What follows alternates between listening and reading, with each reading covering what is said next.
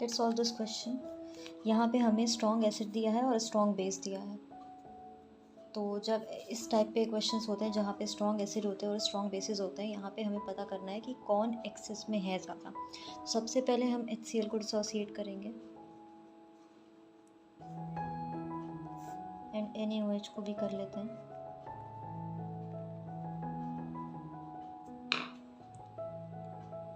Initially हमारे पास कितना है HCl, जब आप इसको करोगे तो नंबर ऑफ मोल्स कितना निकलेंगे, हमें पता है N equals to C equals to N/V होता है, राइट। तो हमें नंबर ऑफ मोल्स निकालना है तो N is equal to CV हो जाएगा।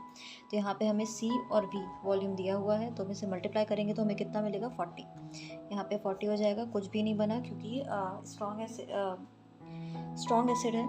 तो यहाँ भी पहले शुरुआत में T इक्वल्स टू 0 कुछ नहीं बनेगा। जब इक्विलिब्रियम आएगा तो हमें यहाँ पे कुछ नहीं दिखेगा क्योंकि पूरी तरह से कम्प्लीटली डिसोसिएट हो जाएगा, इसलिए यहाँ पे हमें कुछ नहीं दिखेगा। जबकि यहाँ पे हमें 40 एंड 40 हो जाएंगे। वैसे ही अगर हम इधर देखें T इक्वल्स टू 0 पे, यहाँ पे हमें इसको अगर आप मल्टीप्लाई करोगे तो ये 20 आएगा। 20 कुछ नहीं बना, यहाँ पे कुछ नहीं बनेगा, फिर यहाँ पे 20 इक्विलिब्रियम।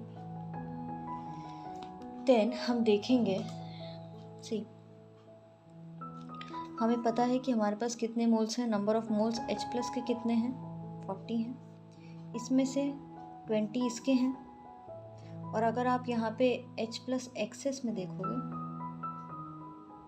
नंबर ऑफ मोल्स, अगर आप नंबर ऑफ मोल्स एक्सेस में देखोगे तो आपको पता चलेगा कि यहाँ पे 40 था, उसमें से 20,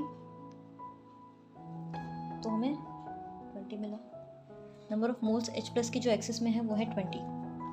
अब हम निकालेंगे H plus in excess, concentration निकालेंगे H प्लस का एक्सेस में। तो हमें पता करना है यहाँ पे नंबर ऑफ मोल्स टोटल लेते हैं अपॉन हम कर देते हैं वॉल्यूम टोटल।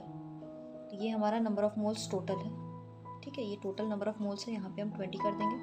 और अगर वॉल्यूम टोटल की बात करें तो हमें पता है 400 प्लस 100 दैट इज 500 मिलीलीटर है, और यहाँ पे क्या है, मिली मोल्स है, ठीक है। तो यहाँ से मिली कैंसिल आउट हो जाएगा, फिर यहाँ से 2 और फिर उसके बाद हमारे पास हो जाएगा 1.25। नेक्स्ट हम pH निकालेंगे, minus log of H plus होता है हमें पता है, और यहाँ पे H प्लस एक्सेस में है minus log of H plus that is 1/25 minus log of 1 plus log of 25। ये हमारी लॉग की प्रॉपर्टी होती है, लॉग जैसे A/B है, तो हमें हो जाएगा यहाँ पे log A minus log B, क्योंकि यहाँ माइनस ऑलरेडी था, जब हम माइनस माइनस करेंगे तो यहाँ पे प्लस हो जाएगा, और ये माइनस log 1। log 1 हमें पता है 0 होता है, लेकिन log 25 को हम क्या लिख सकते हैं, log 5 to the power 5।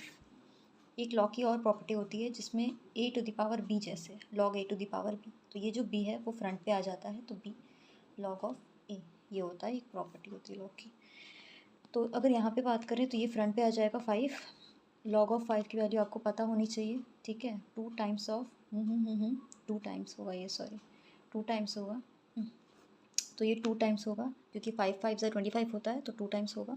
तो ये जो 2 है हमारा 2 आगे आ जाएगा, log ऑफ 5 हो जाएगा।